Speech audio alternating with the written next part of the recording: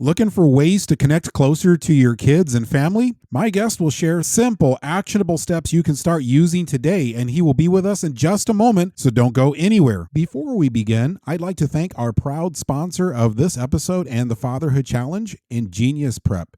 Ingenious Prep is the world's premier admissions consulting firm, proud to be officially recognized as the country's top college admissions consultants, helping students prepare for admissions to top schools through individualized educational programs that increase chances of admission by up to 10 times. Ingenious Prep students work with former admission officers to differentiate themselves from other competitive students in 3 areas colleges evaluate students: in academics, extracurricular activities, and personal characteristics. Just this past admission cycle, Ingenious Prep students have secured 110 offers from Ivy League schools, 268 offers from top 20 schools, and 904 offers from top 50 schools. Ingenious Prep student success lies within the fact that Ingenious Prep is an all in one consulting firm offering every service a family needs, whether it be test prep, tailored candidacy building mentorship, academic mentorships, the Leadership and Innovation Lab, soft skills courses, writing courses, and other customized programs to develop their application persona to the most effective and authentic extent to share with colleges. Just click on the link in the episode description to book a free strategy call with one of Ingenious Prep's college experts. Or you can visit ingeniusprep.com. That's ingeniusprep.com, and let them know you came from the Fatherhood Challenge. Welcome to the Fatherhood Challenge, a movement to awaken and inspire fathers everywhere to take great pride in their role and to challenge society to understand how important fathers are to the stability and culture of their family's environment. Now, here's your host, Jonathan Guerrero. Greetings, everyone. Thank you so much for joining me. My guest is Michael Anderson. Michael is a public speaker and a children's book author whose mission and purpose is helping fathers gain the strategies to transform their relationships and do their inner work and also show up more powerfully for their families. Michael, thank you so much for being on the Fatherhood Challenge. Yeah, this is awesome, Jonathan. Thanks for having me on, man. So, Michael, what is your favorite dad joke? Favorite dad joke? Oh, man. I'm trying to think of all the, I can't believe I say this joke because when my dad said it, I just rolled my eyes every time. But I am guilty of the classic when my kids say, "Dad, I'm thirsty." I'll say, "Well, nice to meet you, thirsty. I'm Dad." And they have never once found it funny. They've never once found it funny, but I do it every time. I can't help myself. I love it. I'm glad you love it. I'm glad someone loves it because they do not love it. Well, Michael, let's get right to it. What is the story behind how and why you got into the work of helping families connect and stay connected? I kind of feel like I stumbled into this. I was working a different job, had a different career, kind of thought I was going to be doing that for the rest of my life. My wife was going to school at the time. I think we had just had our first child. I think just a baby. My wife was getting her undergrad in family studies, and she was telling me about things she was learning about marriage, about family, parenting, and I just started realizing that the stuff she was saying was way more interesting than the stuff I was doing as a career. And so I decided to go back to school and become a marriage and family therapist. And as I started doing that, I started working with teenagers. And I started having these experiences over and over again, which I was talking with these teenagers and I kept having the thought, man, if only we could get the parents to come in. Because more and more as I was getting to know these teenagers and kind of briefly meeting their parents and getting to know their family dynamics, I started realizing, and I started learning more about trauma healing and the effect that trauma has in the ways that we show up in our relationships, in our families. I just started realizing that, man, I'm with these teenagers for 1 hour a week but they are with their parents for, hours and hours, days, every day. And if we could help parents to do their own work and help them heal and help them change the way they show up for their kids, then this will be astronomically more effective than me trying to help these kids. And so that got me really interested in parenting. It got me really interested in, and not only that, but I started having kids, and I started realizing I had to do my own stuff, own work, and do my own healing. And so I just really started to just gain this love for parents who wanted to heal and wanted to show up better for their kids. I mean, and so that just kind of launched me down this path, and I've loved it, man. It's been so rewarding. In your mission statement, there's a mention of doing inner work. What does that mean? And what's involved? Why is it so important? And what was your own journey with that? Yeah, no, the idea of inner work. It's like that phrase that gets thrown around a lot, in like pop psychology. Like, yeah, do your own inner work. You got to do it. For me, what I as I learn more about trauma healing and learn more about parenting, I learned more and more as I worked with clients and as I became a parent. I was learning that about 90% of parenting is not about learning new skills. Like, it's not about learning new parenting skills. It's actually about getting really curious about the things that are happening inside of us that block us from genuinely connecting with our children. Like, when our kid throws a tantrum, what is happening inside of us that is keeping us from connecting with our child in that moment, being more emotionally open and available? For me, or a personal example to your question, I noticed that when my son, so I've got two sons and one little girl, and when my sons cry, I used to be very cold towards them. I would just be really harsh, just kind of like the whole, like, don't cry, like, come on, be tough, take a deep breath, you're fine. And I started realizing that when my kids would cry, what was happening inside of me was this own insecurity was getting triggered inside of me. This own fear that I was weak, that I wasn't strong enough. And when I saw my kids cry, it was activating that inside of me. And so as I got curious about that, and then also I was also activating these fears, right? Of like, oh, I don't want to raise a weak kid or whatever. And I realized, like, 90% of me showing up better for my kids in those moments is all about me doing my own stuff, like me healing those fears, me working through those beliefs, me learning how to emotionally regulate. And I just believe that whether it's that scenario and honestly any scenario in which you're not able to show up in a more connective, open way for your child, it's just a sign that there's inner work, there's inner healing that has to happen inside of you first. That's absolutely powerful. And I think a lot of dads can relate to that. I was talking with another guest and we were discussing how sometimes dads can get really uncomfortable when their kids cry, um, Mm-hmm. especially if it's a dad with a daughter. I mean, we get uncomfortable when our wives cry. Maybe not all of us, but most of us get really uncomfortable with those scenarios.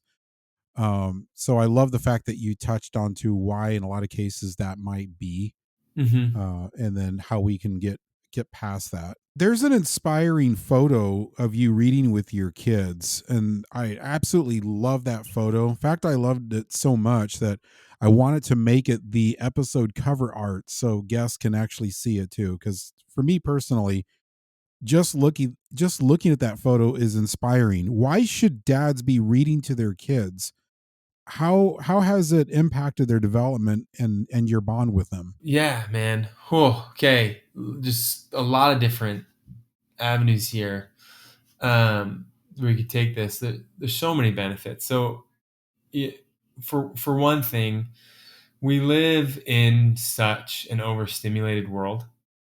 I mean, the world is moving so fast that, honestly, I could say, reading books with kids is so good for their development, and helping them slow down and learn and boost their creativity, which is all true. And it's all a very valid reason that you should read with your kids. But what I found is doing stuff like that is actually so good for me. Um, it's so good for me to just slow down and be present with my child. And it can be really hard to find time to do that in today's, busyness. I mean, everyone wears busyness like a badge of honor.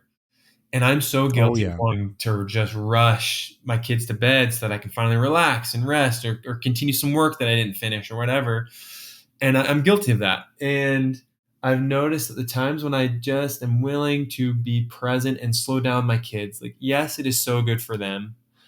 But honestly, and as selfish as this might sound, it is so good for me to just be able to take in what it feels like to be with my children, what it feels like to just be around their innocence, what it feels like to just be around their curiosity and their wonder and their goofiness. Um, it's like healing for me, man. And not only that, but it is, and now just like talk about like on the child side, like it is just so good for kids to have that slow, really connected time with their parent, obviously.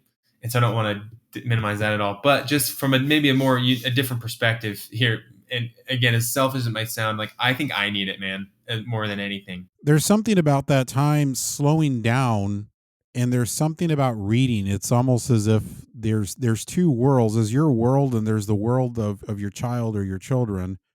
And at that moment that you're reading, those two worlds become one world. Ah, it's cool. I love that. And you're in that same world together, in that same space. Yeah. And in a sense, it's as if they feel like all of your attention is on them through that activity. Yeah, and Jonathan, dude, that's awesome. I love that. I mean, what came to mind as you said that is, often, my kids want to do something, and I have to say, hey, I would love to, but I actually have to finish this work right now, which is like we have to work, obviously. Like I think it's very okay for parents to have to like say no to their kids sometimes, but I think it's also like just a illustration of, I live in my world, my kids live in their world, and sometimes I have to keep those separated. But what a cool opportunity just to finally let those two worlds blend through imagination and stories. Like I love that, Jonathan. That's so cool. There are two guests I've had on the program. One is Claire Stead, and the other one is Deborah McNellis. And I've always referenced them both because they talk heavily about brain development in babies and in newborns. And so many times dads may feel like, especially in the newborn stage, like, well, what role do I have? I'm not very important. It's the Yeah. mother that breastfeeds and does all of this nurturing stuff. And so, I'm not so important now. So, my time to engage will be when they become a teenager. It's time for me to really kick in then and prepare them for adulthood, or when it's time for them to drive. That's when I'll kick in and do my thing. Yeah. But research is showing that dads are essential. This is not an optional thing. They're essential for max development in those early years when they're a baby. And one of those critical components to brain development is reading to babies. Hmm. Babies will still react to that. So I saw a picture of a dad reading to his baby, and the eyes of his baby are just wide and drawn to what's Hmm. happening in that experience. And there's clearly some kind of a bond going on, and there's some development going on in the brain that this data is causing to happen because of that one-on-one time. So from what I've learned, it's never too early to start reading to your children. So cool. Yeah. That's been one of my favorite things. So I've got a 1 year old little girl, and that's been something I've been trying to do more of, is reading to her, and I've just experienced those benefits, like seeing her engage and interact, and learn, and you can just tell that, yeah, you can tell that something is happening inside their brain. And I really do, just to your point, that it's really common for men to say, like, during those really early periods of, like, yeah, like, I don't, my role will be when they're toddlers, when they're a little older and they can play. But I honestly think that's a self-limiting belief.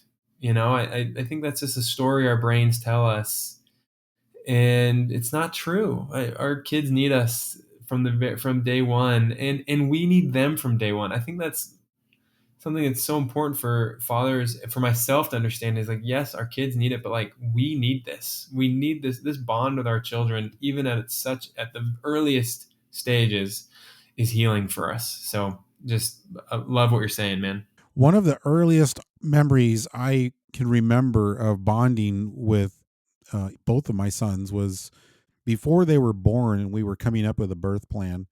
One of the things that I was very adamant about was being there to catch both of my sons. This was something that to me was not negotiable, Yeah, was not up for debate. This was going to happen. And this is one thing I really put my fist down. I yeah, mean, yeah, unless there was a real dire medical emergency or something like that, this was going to be happening. yeah. And there was not a doctor or a nurse that was going to be telling me no.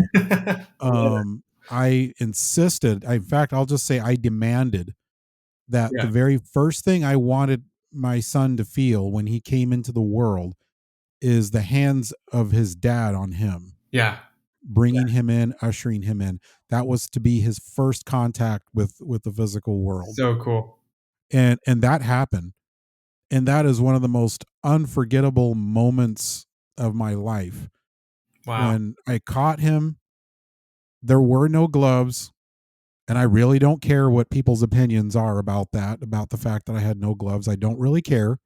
Yeah, Um, he felt my bare hands on his bare skin for yeah, the first time, and I pulled him up to me, and he scanned around as I had him right up to my chest, and he was scanning around, and then his eyes made his way right up to my eyes, and we locked. He yeah, knew exactly who he was looking for, and that look when he locked said, "I found you." yeah, And we just stared and stared and stared.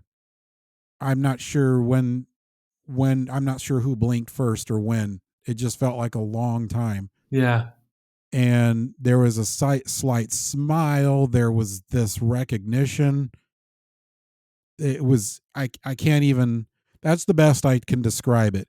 Beyond that, you just have to have that experience for yourself. But there was a lot of communication going on that was nonverbal, yeah. and that moment, so the effects of that moment are still felt to this day. I can tell you that. Man, uh, dude, that so powerful. Our first was born in a hospital, and we didn't really know much about. We were just we were just a young couple, just kind of flying in, very undereducated with childbirth, and then our next two were both home births, um, with midwives, and my second and my third, I was able to deliver, and similar, same thing, first to touch them, and man, you're right, dude. It's so, you can't describe it unless you've done it. It's beautiful. It's a powerful experience. Absolutely. So, Michael, what are some of your favorite tips that you're willing to share with us on on what helped you connect with your family and how dads listening now can form that same connection? So a couple things. One, it's really important to understand how important physical touch is. And so if there's any fathers listening, especially if you've got sons, but regardless, right? Like, um, I would just encourage dads to engage in physical touch with their kids, like hugging, kissing, wrestling, holding them. Just be silly with them. We play rough games with your boys, like wrestle with them. Like, um, my kids, especially boys, and this isn't, thankfully it's not the case for every boy, but there is way too often boys grow up emotionally starved, um, and absolutely starved of physical touch. There's kind of this societal messages and themes around, boys just have to kind of be tough, and emotions make them weak, and they just kind of have to suppress, and a dad to hug or kiss their boys would be weird, or things like that. But what we don't understand, but those are all just kind of societal like lies, right?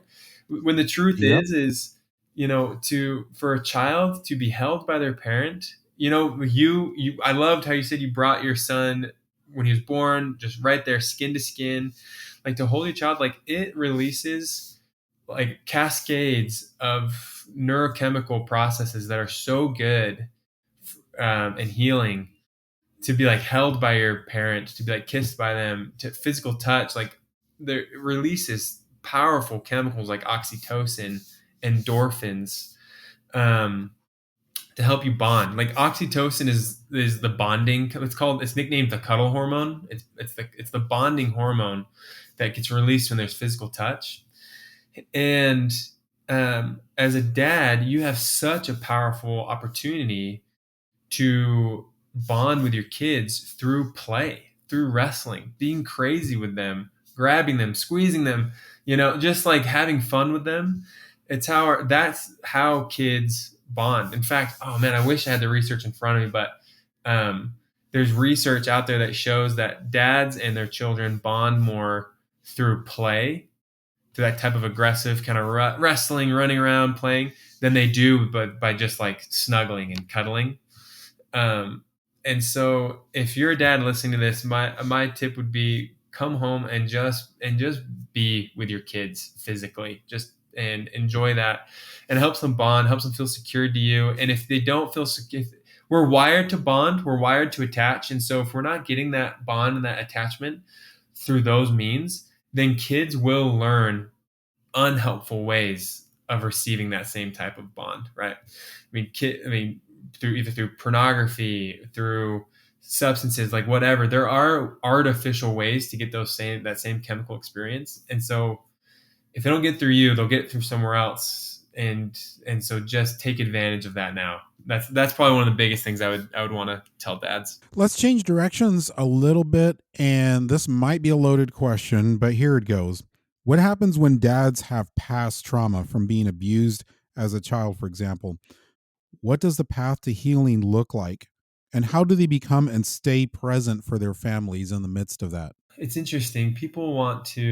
Sometimes people want to like avoid talking about trauma, because they think it either makes them weak to acknowledge that there's trauma, or makes them feel broken or ashamed, makes them feel helpless. I actually feel the exact opposite. I believe healing trauma is just one of the most beautiful things in the world. Like to, and so I would encourage, I believe so deeply that at the heart, the way to heal trauma is to actually learn how to love the parts of ourselves that are carrying that trauma.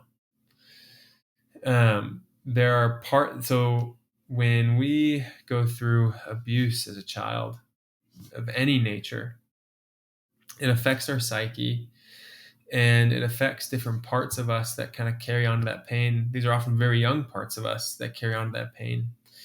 And we could be a 35-year-old man, but yet something happens that just reminds our brain of past trauma when we were 7.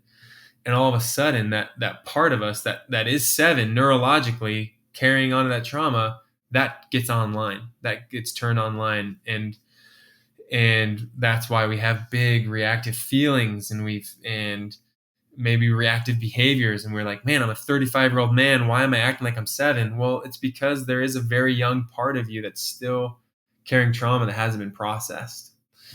And so what's beautiful, I think, about trauma healing is we usually spend so much of our lives trying to ignore or suppress our trauma. But if we're actually willing to get curious, and I think curiosity is the most powerful word in the English language, if we're actually willing to start getting curious about what's happened to us and the way it's affecting us now, curiosity breeds compassion. Because once we get curious about that 7-year-old that's carrying that trauma, we start to realize that it's not his fault. He didn't deserve to have that happen to him. And he's actually a really cool kid. And we start to have compassion on him. And now all of a sudden, a part of us that we used to ignore and suppress, now we have compassion for. And then compassion naturally turns into love. And we just want to we just want to hug that part of ourselves. We just want to tell that 7-year-old kid that he's actually really cool. And he's not defined. He's not weak. He's not broken. He's good enough.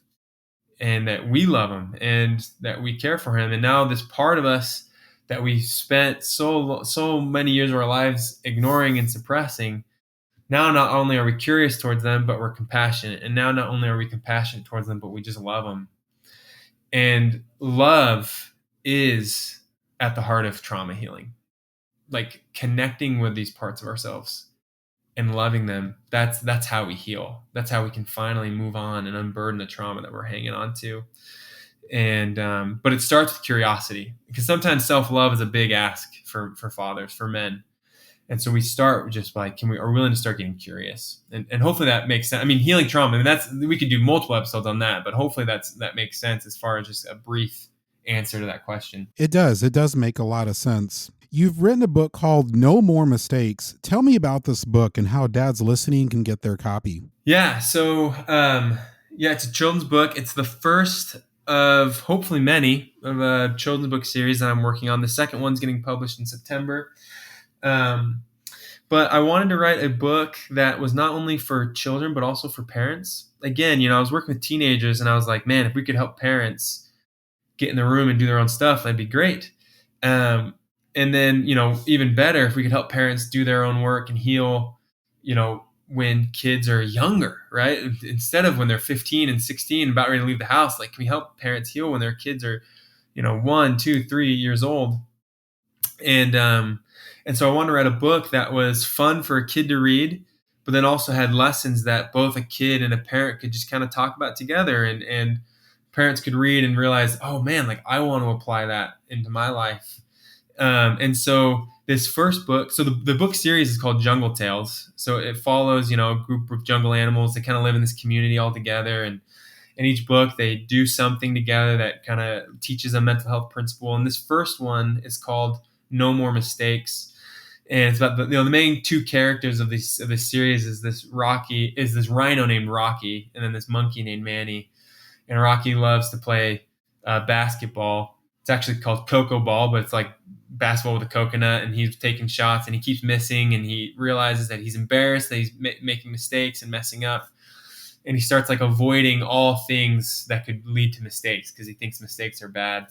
And it's the story of just him learning through his friends, through experiences, that actually mistakes are not only good. Mistakes are good, and they help you to improve, and they're actually a critical part of self-improvement. And so that's the first book. Each book will dive into a mental health principle, kind of like that, and it's available on Amazon right now. And Jonathan, if you're up for it, I can get you the link that you can put in the show notes to go and check it out. Yes, absolutely. I would appreciate that. How can dads find you or learn more about what you're doing? Yeah. So right now, the best way to get a hold of me is through LinkedIn. I post there pretty regularly. It's the platform that I'm most active on. The only downfall is that my name is Michael Anderson, and so there's probably about 1,000 Michael Andersons just in a 50-mile radius of me. My parents blessed me with a very boring name. But if you're okay with it, Jonathan, I can send you my link to my LinkedIn profile in the show notes, and you can connect with me there. You can absolutely DM me, reach out, and talk with me. I swear I'm a nice guy, so don't hesitate to reach out. Just to make it easier, if you go to thefatherhoodchallenge.com, that's thefatherhoodchallenge, fatherhoodchallenge.com. If you go to this episode, look right below the episode description. I'll have all of the links that Michael just mentioned. I'll have that in the show notes, including the link to his LinkedIn profile so you can connect with him there. So, Michael, as we close, what is your challenge to dads listening now? My challenge, again, and this is going back to what we talked about earlier, is I would encourage every dad to embrace the word curiosity. Again, our brain's kind of natural instinct is to judge what we do, judge the thoughts that come up in our mind, judge the emotions we feel, judge our behaviors, lots of shame, lots of criticism, a lot of like, why can't I just be better?